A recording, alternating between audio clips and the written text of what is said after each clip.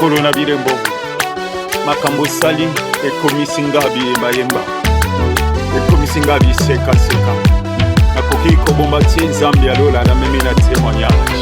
Alléluia. Makambo sali nakoki kobomba te naye na nzembo na monoko ye yelele nasali ya mingi ayaya yelele nasilani na banto ya kate yelele kongo ya fami maza epanyete yeseyo selibatiara koma maye yeseyo shomera komi kabaye yeseyo nasali ya mingi ayaya yeseyo. Il nous a fait du bien Jésus. Amise tokoma tokoma biyema yemba bona tamboyo asari ya mingi abikisi nana alongoli kati na bampiaga tambalola kati makambo yesu asari ya mingi alobe kolinga bona tamboyo tamboyo akomisi biso kosekana ngezana timina tamboyo yelelelele. Que le nom de l'Éternel soit béni, que le nom de l'Éternel soit béni, que maintenant à jamais. Tu levais du soleil jusqu'à son couchant.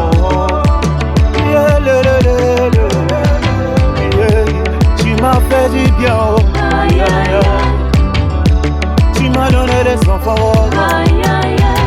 Ah mon Jésus, tu m'as tellement fait du bien. Tu m'as donné les enfants. Tu m'as libéré de la condamnation. Tu m'as sauvé de la mort. Alobeko kiko zanga te bona samba boyo.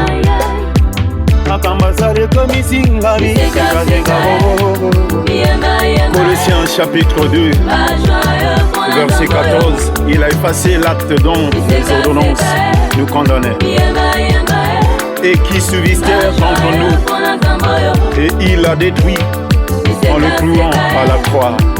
Alléluia. Il a dépouillé les dominations, les autorités. Oh Jésus.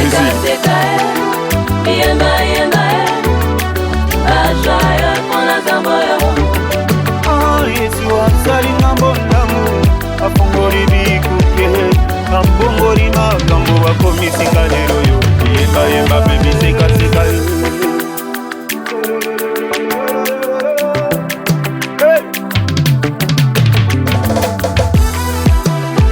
alebina la Yesu na mutu na yo ayaya Jésus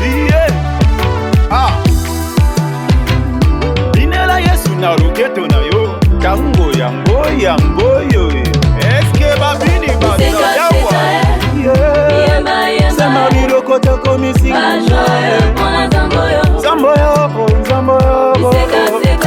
asali ya mingi akomisinga lelo yo abimisinga bisika na kwakamati akomisinga lelo nakomi motatina pona zamboyo kosekana ngeza